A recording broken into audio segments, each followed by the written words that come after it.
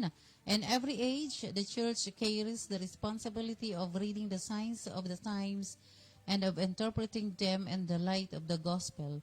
If it is to carry out its task in language intelligibly to every generation, it should be able to answer the ever-recurring questions which people ask about the meaning of this present life and of the life to come, and how one is related to the other.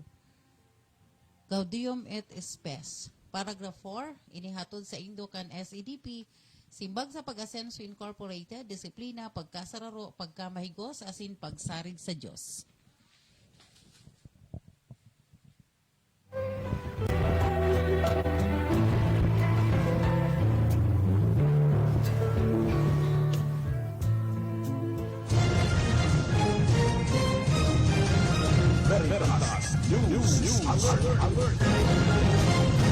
May nagaw yan pang alas 10 na news alert atod kang Nido 3 Plus, Burbrand, Mark Cafe, asin Bonakid Preschool 3 Plus.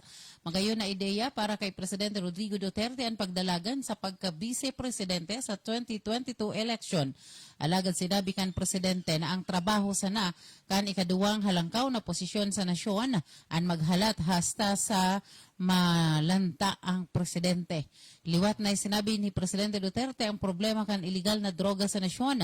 Matatandaan, sinabi kang Presidente na gusto na niyang magretiro sa politika pagkatapos niyang magbaba sa pwesto sa masunod na taon. Alagad piglinaw ini kan Malacanang na sinabing warang sinabi ang Presidente na dai na siya madalagan. Yan ang napang alas 10 na news alert atod kang Nido 3 Plus. Todo protect with Nido 3 Plus mas pinatodo sa nutrients and is the only milk with Lactobacillus protectus. So, tulong respiratory defense, choose Nido 3 Plus. Siringman kan Burbrand. Bumili ng Burbrand tuwing sweldo para may tibay araw-araw. Hatod man kan Mark Cafe 5-in-1 plus 1 coffee mix. Ang kaping tunay na may herbal at puro ang sangkap. Basta Mark Cafe suabe. Hatod man kang Bonakid Preschool 3 Plus, Bonakid Preschool 3 Plus, Wise Choice ni Nachito and Neri Miranda. Ako po si Susan Balane, maray na aga.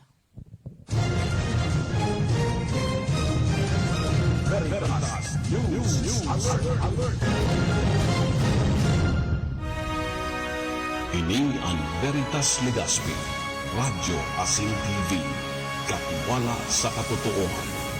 Uwi na ang programang pang-edukasyon at pangkabuhayan. Hatod sa Indo, kan Pico University. Uwi na ang sa Indong host, Professor Edgar Parameda.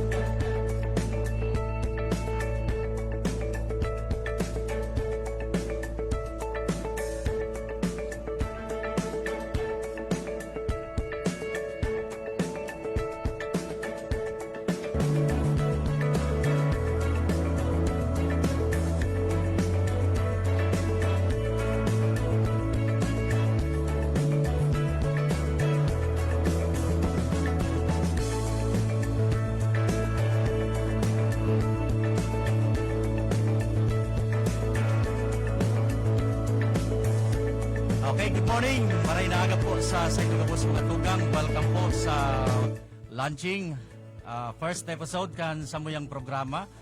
Programa kan Bicol University. Atod po sa indo kan B Extension Management Division asin kan Bicol University.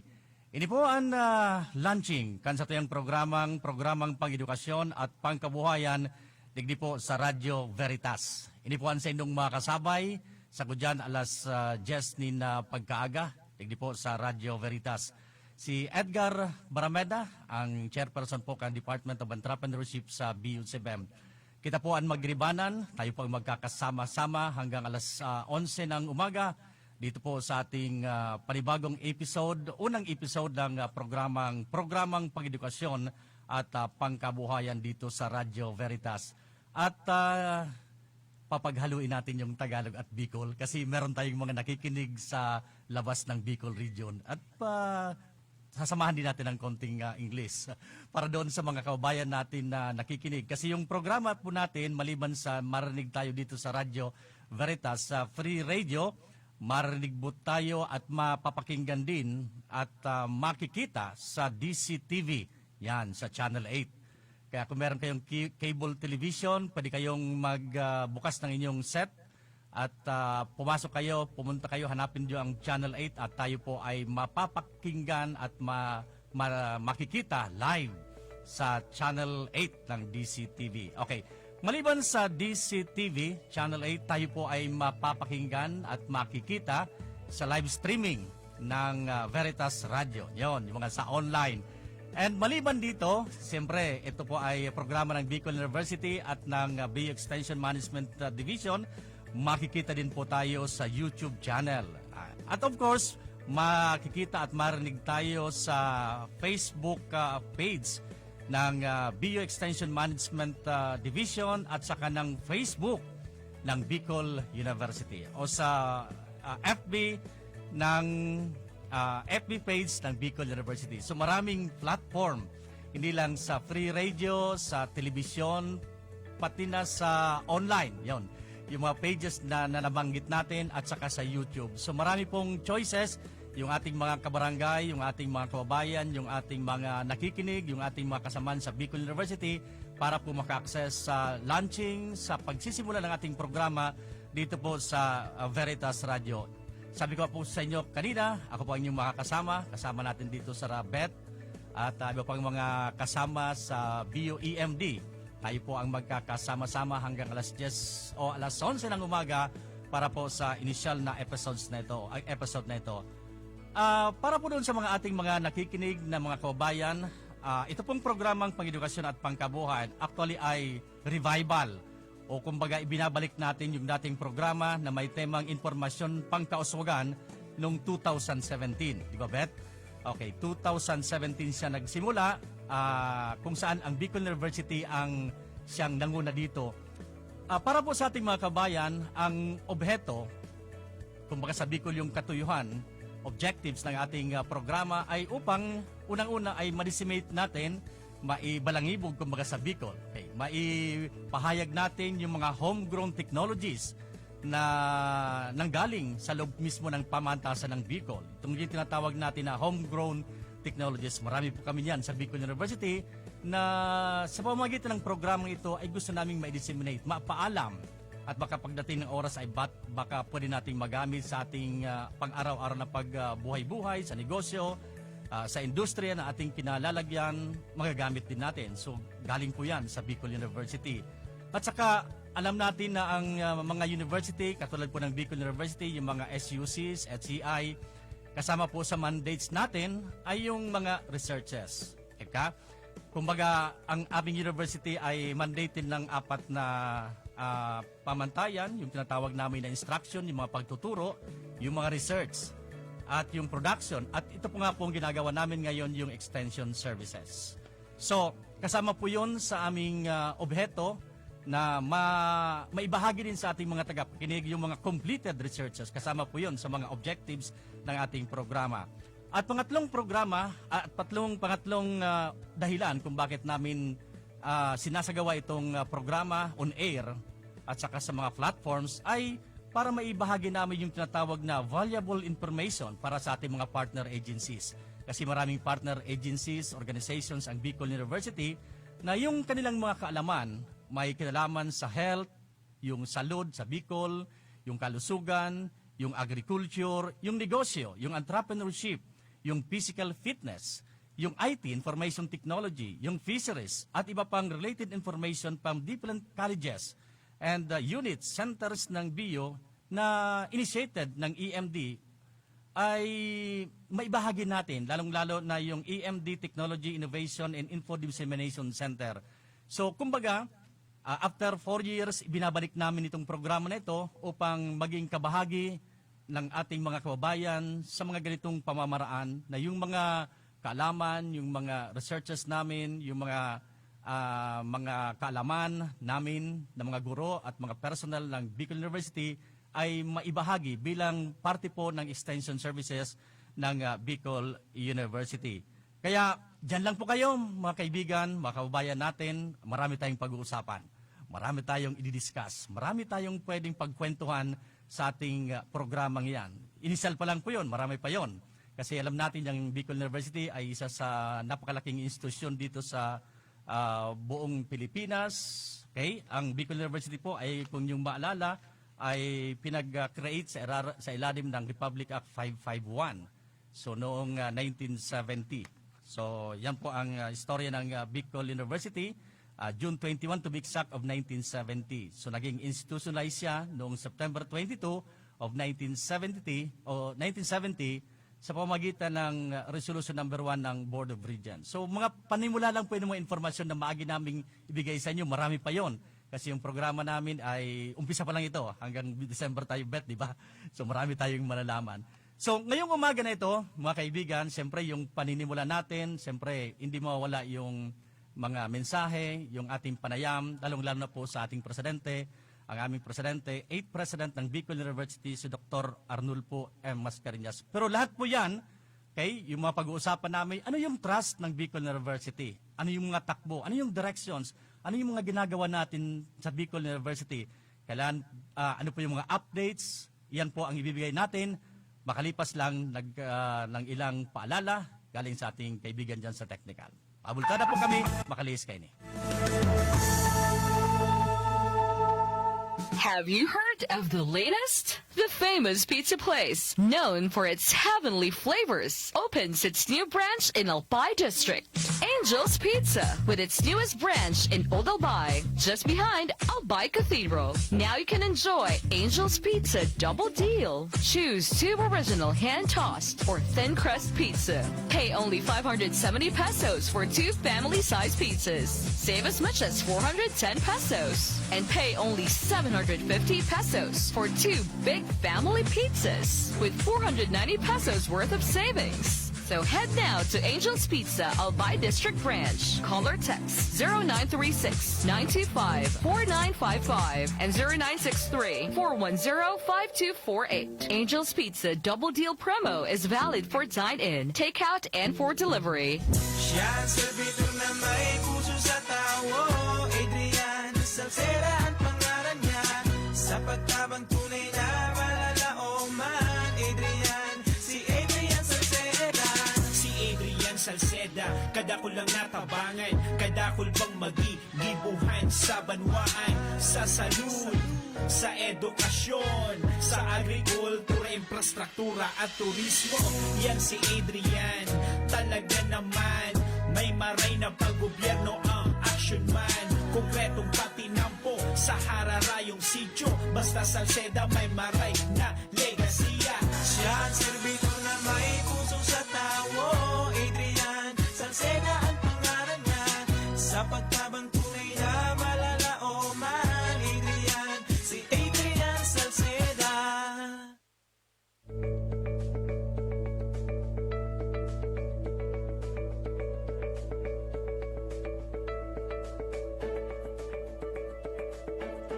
Oy, balik na po kita sa tuyang programa. Okay na ba ako? On the air na ako. Okay, balik na po kita sa tuyang programa. Ang programang pangedukasyon at pangkabuhayan digdi sa Radyo Veritas atod po sa tuya kan Bicol University Extension Management Division. Uy, bago kita magpuon, kumusta po sa gabos na mga empleyado kan Bicol University?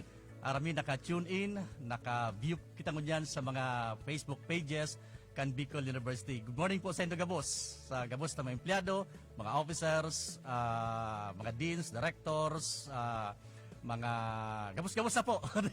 Arday ko yung mahalingaman. Okay. Ngayon pong pagkaga, sabi ko nga po kasabago, barabar kita mag-commercial break. Siyempre po, ukaon niya to ang mga pahayag kan sa muyang presidente, ang sa mong ama sa Bicol University, may kinaraman po sa directions, trust, dalagan kan Bicol University. Ang sa muya pong presidente, siya po nag-asumir kang taon 2015, kan mag-asumir po ang sa muyang presidente, igwa po siyang pigbiklad na pig-upod na 6 strategies option kan sa iyang first term. So, ito po ang sayang naging plataforma para po sa pagpadalagan kan Bicol University. Kan ma-elect po siya sa second term niya, igwa po siya sa muyang pigsabi, pigunambitan na 10-point agenda, which is ito naging guide me sa pagpadalagan po sa sabong kanya-kanyang departamento, kanya-kanyang unit, colleges. But ngayon po kan sarong taon, medyo nagkaiguan pagbabago sa landscape. Aramta po yan na uminagi sa tuya sa COVID-19. Magpuon kang 2019, December. And then kang nag-March, yun na po nagkaiguan in lockdown. And dakul ang nagkarapiktaran. Aramta po kung ano nangyari. Nagkarapiktaran, gabos-gabos. Halos kadak na ng sektor kan sa tuyang kapalibutan na apiktaran. Lalo na po ang edukasyon. Ang sektor kan edukasyon, ang sektor kan akademya, nagkarapiktaran po. So, along that way, along that line, may mga kambyada, may mga changes. Kumbaga may mga modifications na ginribo para maka-adjust po sa presenting sitwasyon kan pandemya ta. Yan po ang sa tuyang papagurlayan with our President. Allow me to introduce po ang sa tuyang Presidente, ang ikawalong Presidente kan Bicol University, si Dr. Arnulfo M. Mascareñas. Sir, good morning po. Maray na aga. Nasa on air po kita sa Radyo Veritas. Inanyog as in mga viewers sa FB as in ng mga ibang mga social media. Thank you very much for inviting me in this maiden broadcast of this program. Apo. Again, good morning. Okay, sir. So, nanambilan ta sir kanina na yung nga po sa nangyari kan mga previous, may mga pag-assessment mo po, may 6-point agenda, then pag second term, may 10-point agenda. Now, nagkaiga po kita ng pandemic, and sarap po sa unambitan kanina apektaran, yung sektor kan akademya. Sa presente pong dispensasyon o sa presente pong administrasyon tangon yan, ano po sa mga naging trust on directions ta para po makaagapay kita kaining sitwasyon na ini na nasa pandemya pa po kita, sir? Okay, tama kay Edgar. Sa pagkapon ko, igo kitang anong na strategic options kang Apo. 2015.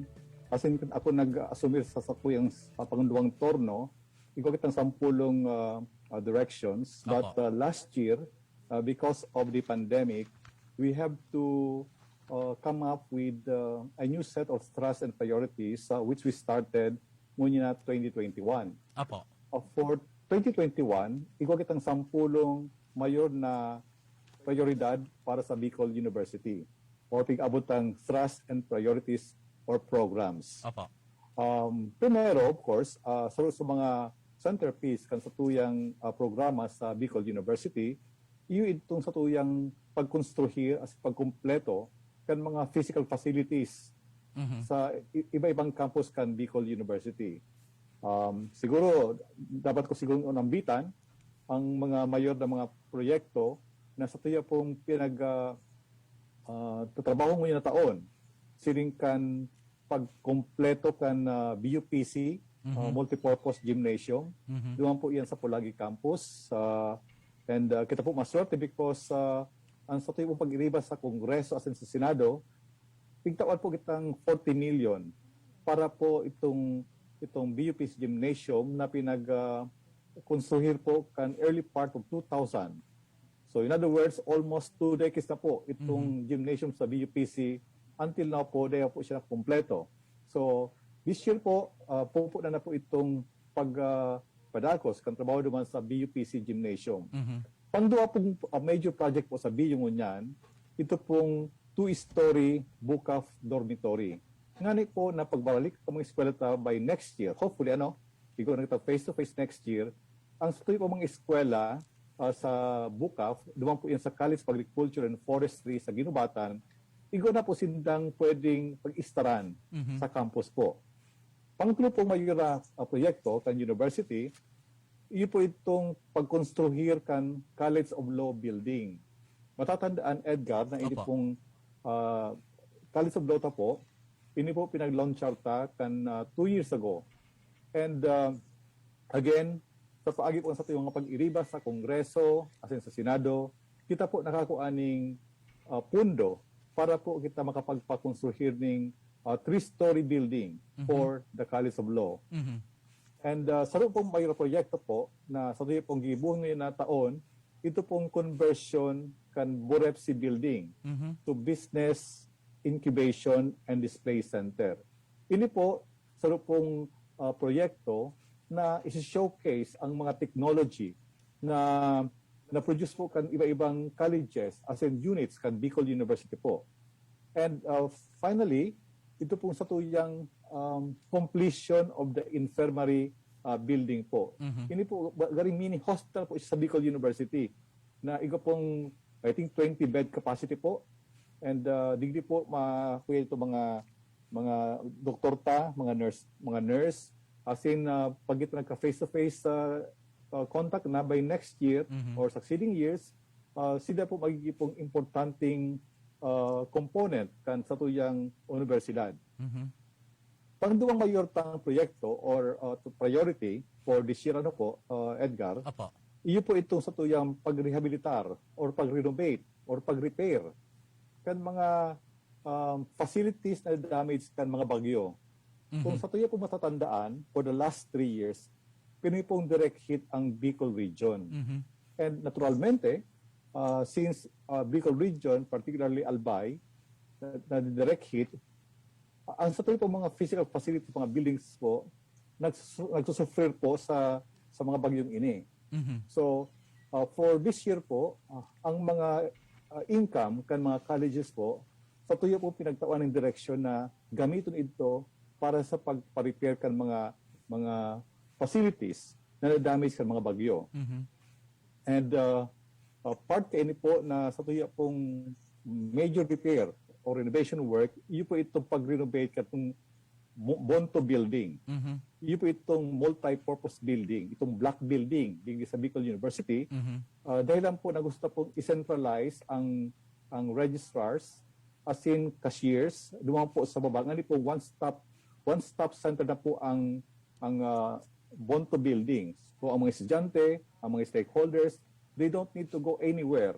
If they want to enroll, if they want to follow up certain financial matters, duman lang po sila sa Bonto building magilimok-limok.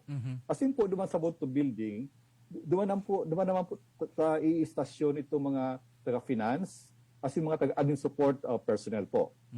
So, pangtulong mayor na priority po ngayong taon, dahil po sa pandemya, iyo po itong pag-obserbar or sa Ingles, observance of new normal protocols and corresponding support system to ensure the well-being of BU personnel and stakeholders. Ako po nagtutubod na ang satuyang pinaka-importanting asset sa university, iyo po ini mga personahita. Our staff, our personnel, they are the most important asset. That is why we have to protect them from COVID-19, from calamities, etc., etc. So, pati po kayo priority sa observance of new normal, we have indicated the following directions. Primero po is the provision of face-to-face face masks, I should say. Provision of face masks and face shields to all BU personnel, especially the frontliners. As a matter of fact, kan February po, kami nagkaigwa ng planning workshop, work and financial planning, saro po sa mga direction na pigtao ko sa mga deans and directors, iyo po itong pagtaoning pondo para po magamit sa pag-procure kan mga face masks as in face shields. Pangduwa, iyo po itong putting up of sanitation and hand washing stations and foot and tire bath at all entrances and exits. And we are also observing itong pag-abot ng one entrance, one exit policy. In other words, ito pong entrance po, dahil pwedeng gamito na luwasan man. Kaya kung madyan ka po sa College of Medicine, for instance, by the way, hindi pong College of Medicine po, itugutan na kan CHED, kan Commission on Higher Education, na magkaigwa ng limited face-to-face classes. Sili po sa College of Medicine, pumalaw ko dyan sa College of Medicine, igwas na ng main entry point. Pag maluwas ka, you have to go to the exit point. So iyan po ang tutuyang pinagtaong instruction to all heads of offices and deans and directors of colleges. Pangtulo pong mayor na proyekto under this new normal protocol is the installation of automatic or sensorized alcohol dispenser and thermal scanners in building entrances. Again, we have instructed our deans and directors, our heads of offices to allocate funds for this purpose coming from their Fund 164 or usable income. Pang-apat po, I also gave instruction to all concerned about the installation of table barriers as preventive measure. Siring po dito sa opisina kan dito po kung magduman po kamo dito sa General Administration Building, dito po sa Office of the President, for instance, ang mga tables po, igwa kita mga physical barriers. Ngali pong maproteksyonan naman po ang mga staff from the possible infection of the virus. And of course, very important, Edgar, Apo. itong sa tuyang regular disinfection of buildings, facilities, and vehicles. So, it has become a way of life in Bicol University na magkaigwang regular disinfection kan mga satuyang buildings and other facilities. We also gave an instruction that we have to reconfigure the offices and conference areas to meet the required social distance. Igwa po ning order ang CHED, for instance, for us to be able to have these limited face-to-face classes na dapat ang physical distance should be at least 2 meters. So, the rooms now at the UCM are configured for that purpose. And ang sa tuyo pong administrasyon, suportado po ang mga frontliners ta. Lalo na po ito mga non-teaching personnel. Kaya po, since the ECQ last year, ang universidad po nagkataon ng free transportation support to BU personnel, especially the frontliners. Sinda po, sinusundo, paduman sa opisina ninda, as in, binabalik, paduman sa indang mga harong. Iyan po ginigibo every day, except holiday. And lastly po, digdi sa new protocol new normal protocol, ito pong support for other possible platforms for flexible learning delivery. Siring kaining radio, TV, and modules. Okay, ang next kwanta, Edgar, major thrust and priority for 2021 is the upgrading of facilities, equipment, infrastructure in support of flexible and blended learning and establishment of a smart campus. Siguro po dakulang na naadalan dahil po sa pandemic, yun po itong satuyang need to improve our ICT infrastructure and make Bicol University a smart campus. So, digdi po sa tuyang priority ini, sa gusto mga importanteng proyekto po kan administrasyon, iyo po itong improvement of internet connectivity. And we have also provided funds for the upgrading of our learning management system nga ni po makasuporta sa thrust kan sa tuyang universidad manungod po sa flexible learning modality. And of course, bilang po tabang sa tuyang mga faculty members and personnel, we have to procure ICT equipment and other peripherals. And for Bicol University, and we thank our Board of Regents for approving my proposal to approve the procurement of laptops for our faculty members.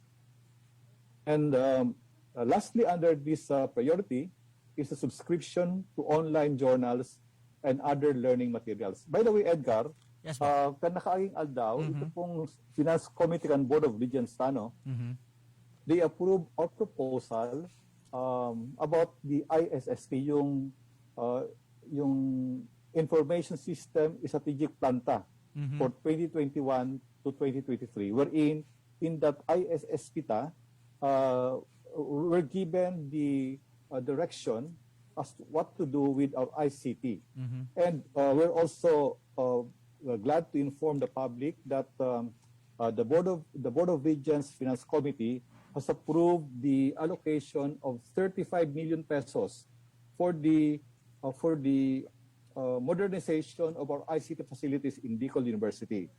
And we're also expecting for additional 25 million pesos from CHED for this purpose. In other words, for this year, we expect to have around 60 million pesos for the modernization of our ICT infrastructure in support of our thrust of turning Bicol University into a smart campus. The next priority, Edgar, I think panglima na ini, ano? Apo. Panglima na ini, Yes, sir. ito pong development of information systems to enhance the efficiency of office procedures and to lessen face-to-face contact. Siguro you will agree with me, Edgar, that because of the pandemic, there is really this need for us to develop this information system. Nganing maprotehiran ta ang satuyang mga kliyente, as in ang satuyang mga personahes na mga frontliners, ano. So to be able to do this, we have approved the proposal coming from the ICTO to come up with info system like yung Human Resource Information Management System. Tanganing ang mga personahita, they don't need to go to anymore to SRMO to get certain documents or to submit certain documents, etc., etc. Just like what we did last week and this week, yung sa vaccination program pabagano, where we just issued a memo and then we included the link for the forms, and we were able to collect this information from our personnel in connection with the proposed vaccination program of Bicol University for all its personnel. Another one is yung document tracking system ta. Lalo pa na we're trying to minimize yung face-to-face contact. So ang mga stakeholders na, they don't need to go anymore sa mga opisina. They can even track down their documents via the internet using this document tracking system. And another one is yung online student clearance system. I think it's during my time wherein inalita itong clearance na pigsusumitir kan mga eskwela every semester. And in place of that, we came up with an alternative na ma-clearance lang ang mga eskwela pag sila matapos na sa universidad.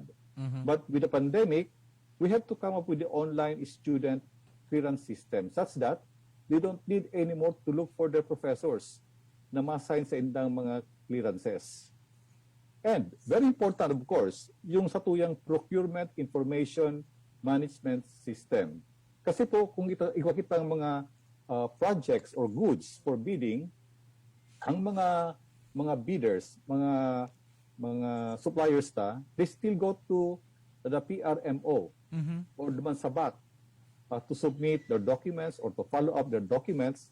Sa paagi kaeding procurement information management system, they would be able to do these things even outside the university. Dakul pa kita mga gibo ng mga information management system, Edgar, para sa Bicol University to make our operation more efficient and at the same time to lessen the face-to-face contact between our personnel and our clientele. Okay, pang anong na thrust and priority kan sa tuyang University for this year is the review and revision of curricular programs. And we have discussed this priority with the deans and directors of the different colleges, with the department chairs, with the faculty association, and of course, with our main clientele, the student body. So, part of the priority under this thrust would be the retracking or redistribution of the general education courses and other major courses or subjects. And ako po, naugmang ibalita ko digit sa tuyang mga pag-iriba sa universidad na ito pong sa tuyang proposal for the retracking of the GE courses has been approved by the BOR pre-board the other day. Pangduwatang priority, Edgar, is the reversion of engineering courses to a 5-year degree program with industry immersion in the final year. Ining aspetong ini, Edgar, pigtao kong kwenta duman sa Buseng. I want to emphasize this very carefully, whether this proposal is feasible or not. Pangtulo is, I'd like us to consider the integration of BUSIT, yung College of Industrial Technology, and Buseng, yung College of Engineering degree programs. Kasi kung sa ito yung matatandaan, ini pong duwang kulehong ini, yaw man sa nasarong campus. And you will agree with me that they're offering related subjects or related courses. Kaya ang sa yung challenge duman sa duwang deans o duwang dekanos kan kulehong ini is to explore the possibility of coming up with an integrated program such that a student from Busit can take some subjects in Buseng and vice versa. Pangapat, Edgar, under this trust and priority, is the adoption of common subjects for certain graduate and undergraduate programs. And panglima, gusto ko ma-invuelto ang mga stakeholders ang mga partners in the design and redesign of our curriculum in the university. And we've started already this activity, I think, with the College of Business, Economics, and Management, wherein they invited some stakeholders to help them come up with revised curriculum, I think, for all their programs in the college, which the pre-board has already endorsed to the board for approval. Pitutang thrust and priority, Edgar, is of course, since we are the premier university in the Bicol region. I repeat, Bicol University is the premier university in the Bicol region. We have to be conscious of accreditation and other activities pertaining to our programs.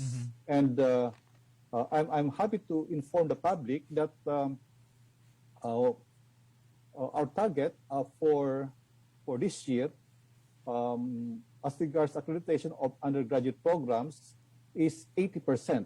In other words, 80% of our undergraduate programs should have their preferred accreditation level.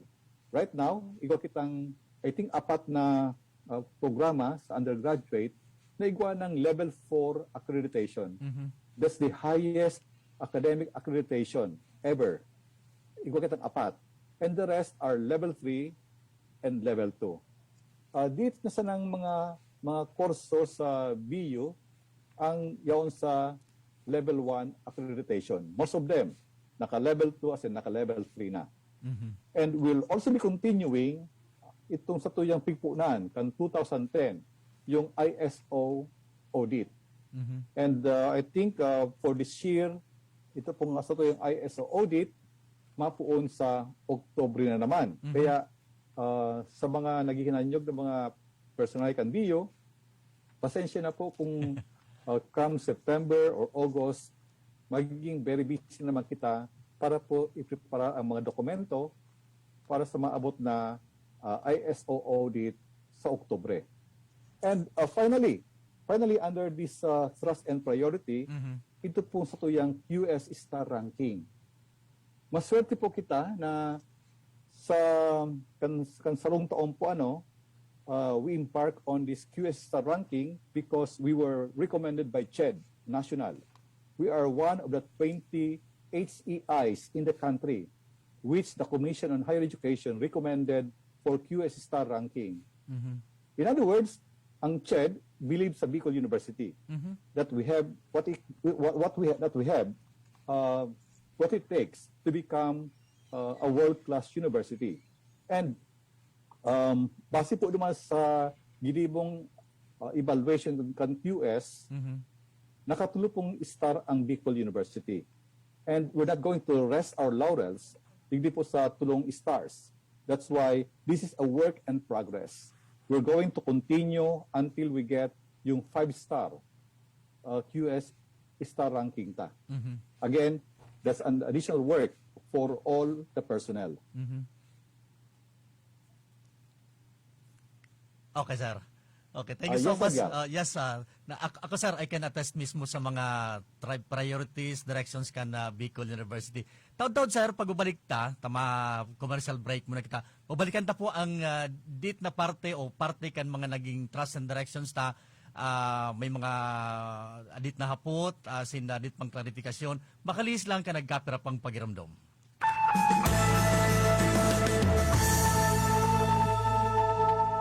Lolo, Lola, isang taon na tayong nahiwalay dahil sa quarantine. Miss na po namin kayo at inyong masasarap na luto at pag-aalaga. May bakuna na raw po sa COVID-19. Kunin niyo po ha. Kapag nabakunaan na ang lahat, makakapiling na muli namin kayo. Ingat po. Kung ikaw ay edad 60 pataas o may iba pang karamdaman, magparehistro na para sa Res Bakuna kontra COVID-19. Res Bakuna, kasangganang bida at ni lolo't lola. Isang paalala mula sa Department of Health Center for Health Development, Bicol. The Piedmont Way. Learning is your child's play at Piedmont Science-Oriented School for Kids. We pray, we play, we paint, we count, write, and read. We grow and share. We sing and dance. We act on stage. Wow! We experiment. We continue to learn and play the Piedmont Way. Latissimus, Piedmont. Piedmont leads. Undeterred by the disruption caused by COVID-19. A happy school of holistic formation. Technologically adept in various learning modalities. The pioneer in preschool and elementary robotics education. And elementary robotics education. A preschool area in Centro Daraga. And elementary campus in Barangay Peña Francia, Daraga Albay. With providence of nature that can bring your children to a brighter future. At Piedmont, education cannot wait. So welcome to Piedmont. Let's go holistic. Let's go Piedmont. Contact us at Piedmont Facebook page and at 0918-935-5105.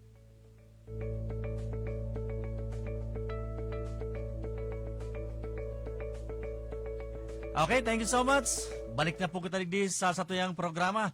Oras niya ito mga tugang eksaktong alas 10:49 nin na pagkaaga. Panagos po sa indong pagantabay. Patuloy po ang inyong pakikinig dito sa ating programang pang-edukasyon at pangkabuhayan digdi sa Radyo Veritas hatod po sa Indokan Bicol University Extension Management Division. Again, sa mga parantabay niya to, ini po ang launching, ini po ang kapinunan kan sa tuyang programa kan Bicol University na may kamabutan na may idiseminar po sa tuyang mga parantabay, sa mga partners, stakeholders kan Bicol University, and iba-ibang mga proyektos, programa, directions kan Bicol University. And kasabago po, ang sa tuyang presidente na isabi na po sa tuya kung ano ang trust, directions, mga pinagibong lakdang kan Bicol University.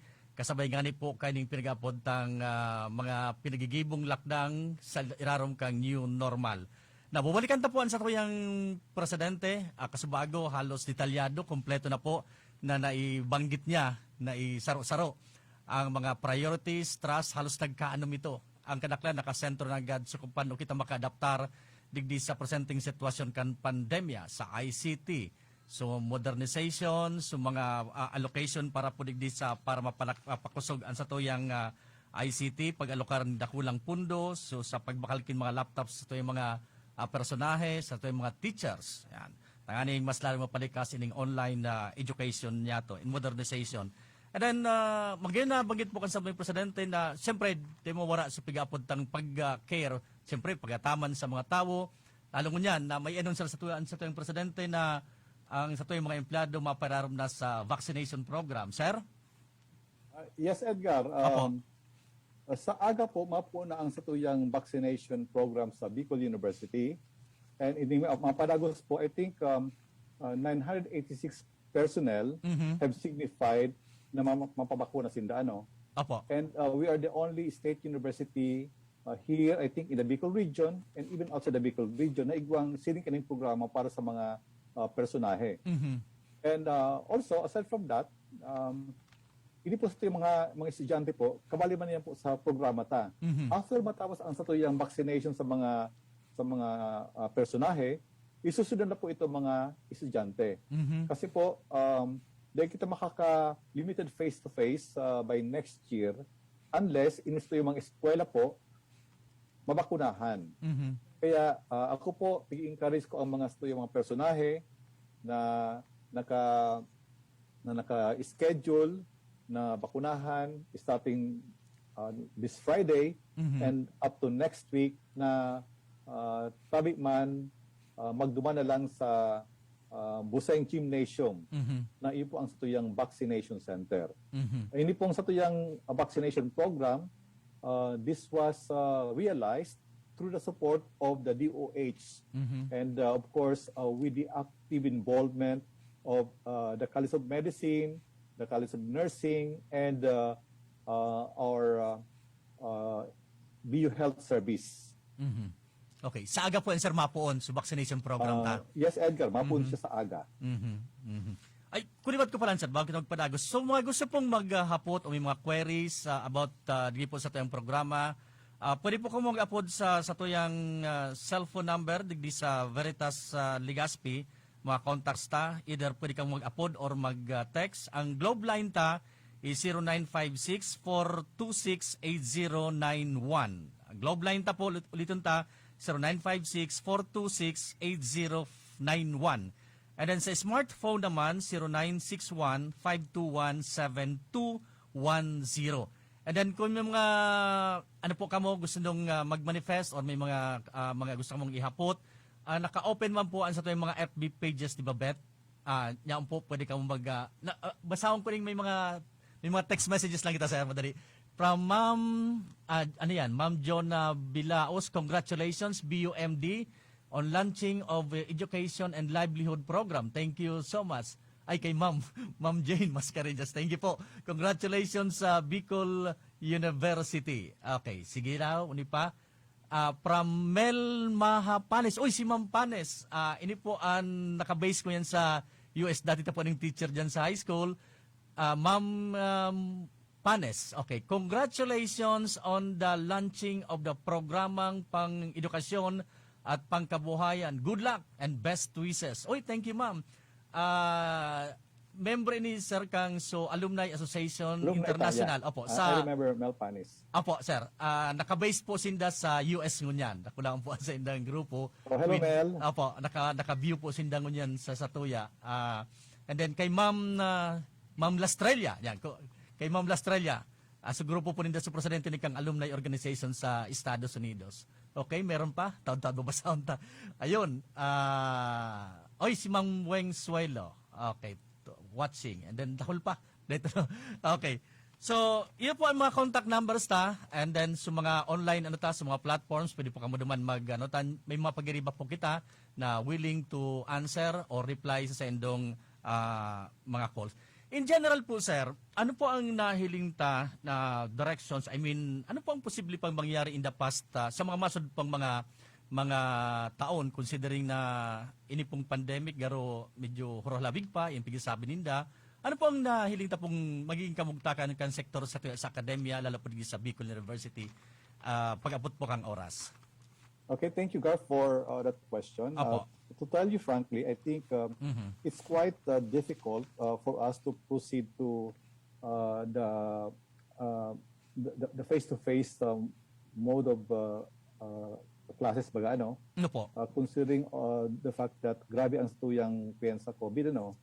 Even after we have already vaccinated all the students, I think ang mangyayari sa mga HCIs, especially Bicol University, is that we might be adapting yung blended mode of learning. Blended mode of learning is less flexible learning. Because we cannot keep our guards down. Mas kita Opo. bakunado na, sabi ang DOH, it doesn't mean to say that we're safe from the virus.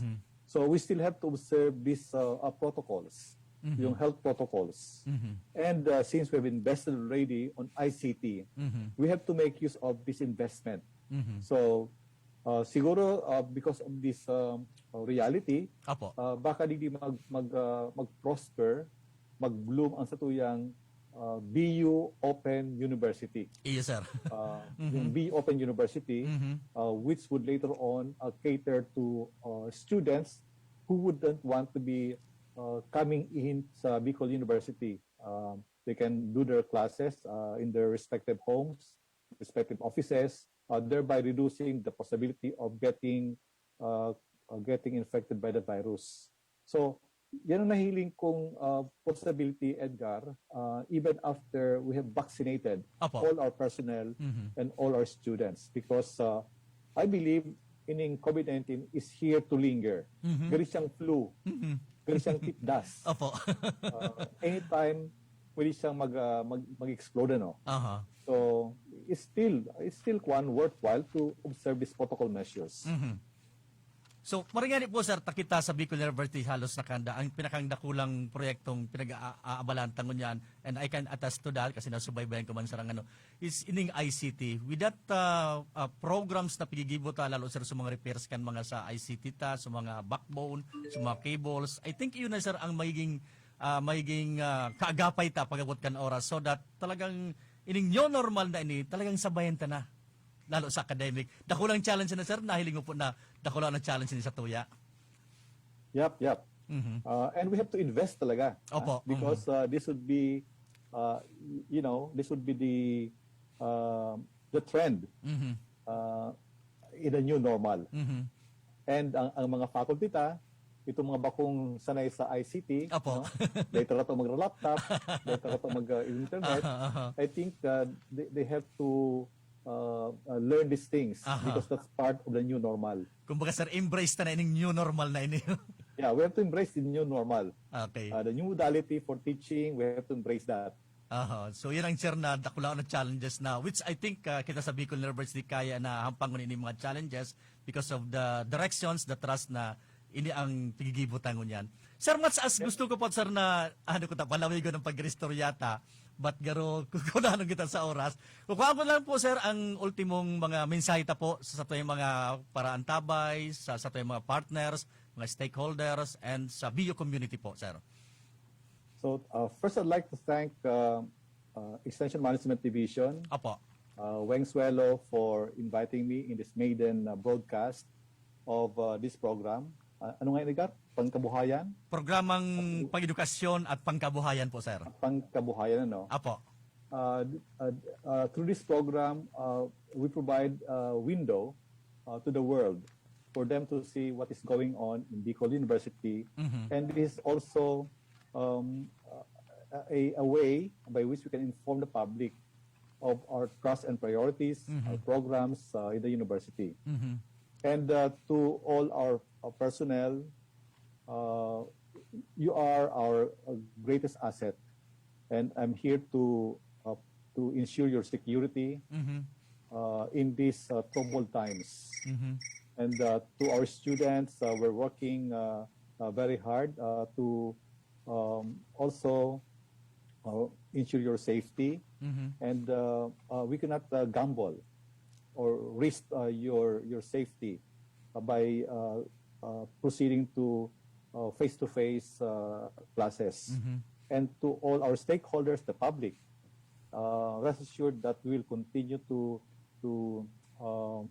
provide the quality education that Bicol University is known for. in the midst of this pandemic.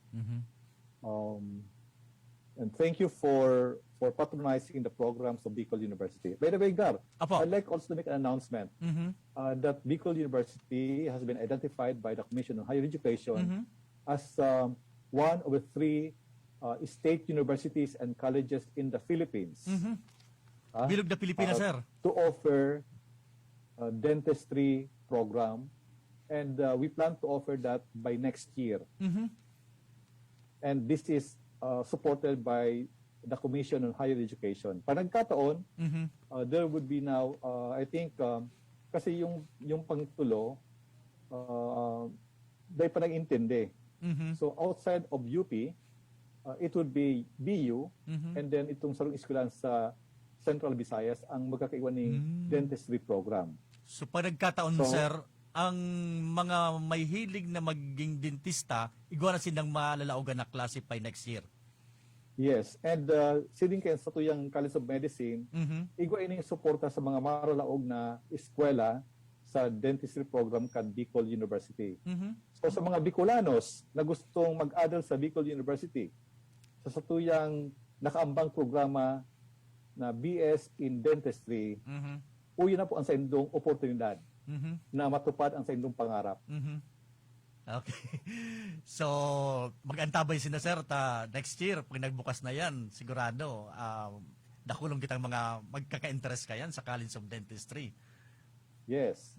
And sa ganyan gaya, no, yung sa tuyang universidad, komprehensibo na talaga. Eh, sir, halos niya ako nagamo sa tuya. We now have our pagtukaw ko as president, ako nagparagos katong College of Medicine hanggang sa katong authority to offer, baga ano, I think you were with the board, Yes. and kita nag-labor to obtain the authority from CHED. We provided all the funds Yes. to the College of Medicine. And 2 years ago, we were also with the board. So ito yung pinag-aprobaran itong College of Law. Yan. Ano? And I think this year, I would also need your support to approve itong College of Dentistry ta. Permi sir. Because nakulang tabangin sir sa tuyang mga kababayan na nagumawat na maging dentista. So they don't need anymore to go to CEU or Centro Escolar and other universities sa Manila. Yan, nakulang bagay yan, sir.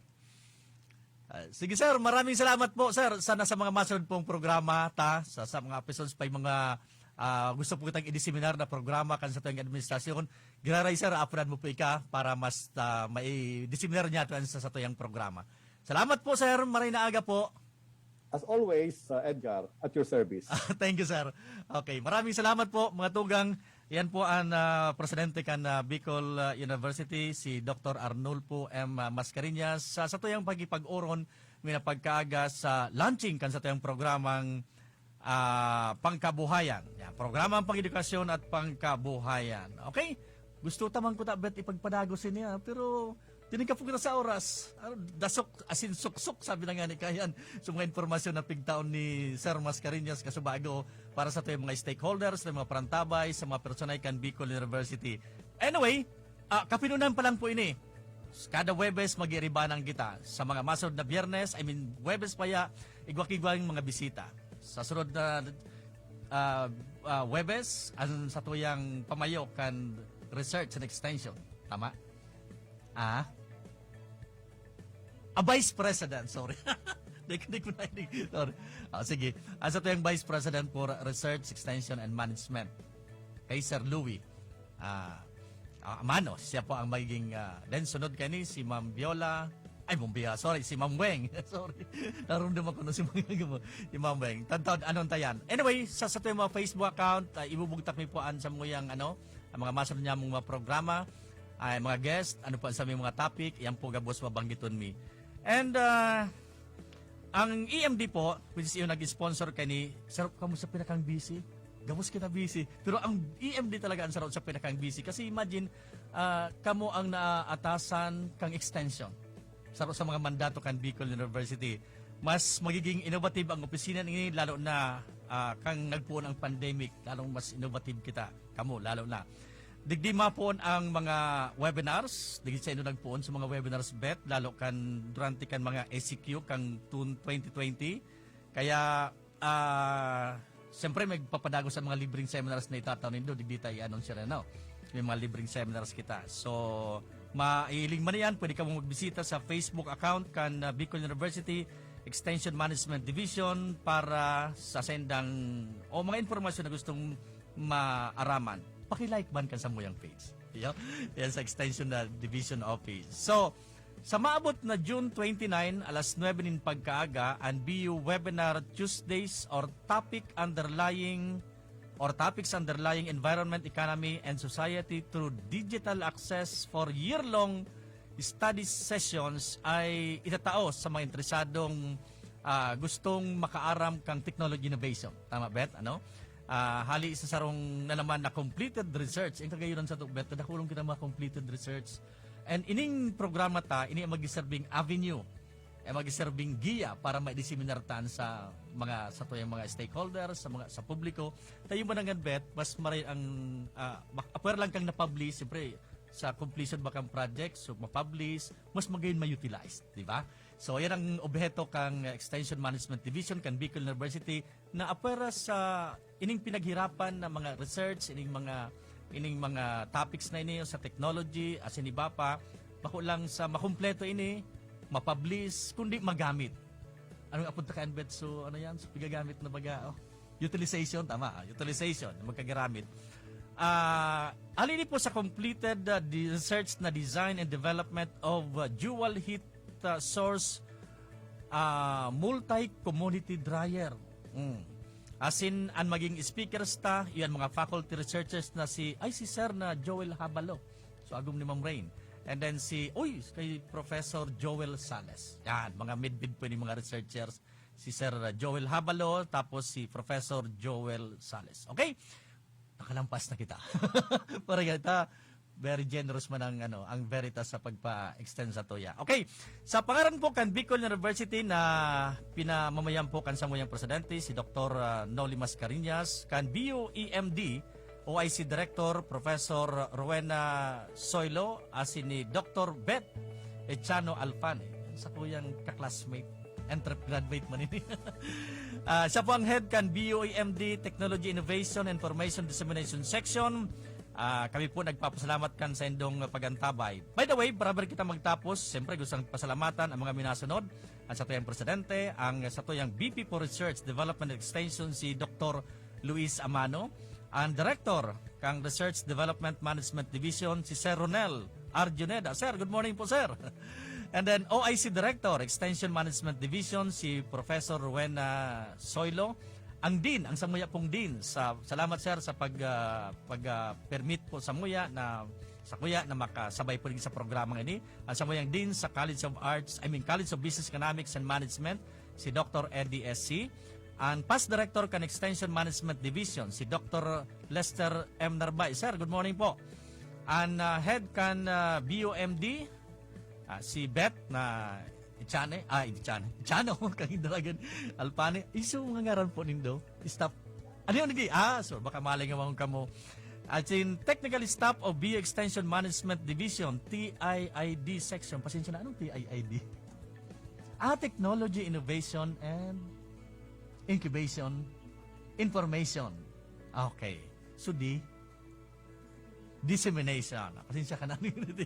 And si Professor Mel Bulawan and Miss Cha Magdaong. Sayang, di ko mahiling din siya. Pwede mahiling ang mga beauty kan sa mga kanta, guwapo kan mga guwapo sa BUMD. And then of course, also, pasalamat kita kay Father Barandon, ang station manager kang Radio Veritas. So technical staff, dahil ko na nambitan so technician, so nag-assist sa to si Ma'am, yun pala, lalong-lalo na, pasalamat ang lalo sa pagi kaning siya nag-facilitate kaning sa komunikasyon ta. Si Dr. Renelyn Bautista, ang Head, Director kan Communications and Public Relations Office. Pero kami nagkakasabayan kanina mong pag-abot sa mga araw kaning okasyon. Siyempre pa sa mga nakasabay ta kasabago digdi, si Susan, si Jam, si Dance, si Bonnie, miridbid ko pa. Kasi bago naman sa FM, ma'am, na ayawan man sara. Ito si Kwan, ito, entrep graduate man ito. Mga BA graduate sa kanak ng digdi. Ito si Chrissy, yan, BU graduate mo na yan. Entrep graduate. Okay, din akong nalingawan. So, sagapos po na nagantabay, ansendo pong mga messages. Salamat po, sendo mga messages na hiling mo po yan. Kailang din namin na mababasa, ansendo mga messages sa FB. Ayan, nagluluwas kay Miss Angela Mata Morcoso, kay Miss Irene Mural. Salamat po sa mga text messages sa mga messages do sa FB. Giraray, ini po ang sendong nakasabay sa programang ini sa Edgar Barameda hasta sa masunod na Webes sa satuyang programang pangedukasyon asin pangkabuhayan digdi sa Radyo Veritas sa sendo kan BU Extension Management Division Office. Salamat, good morning.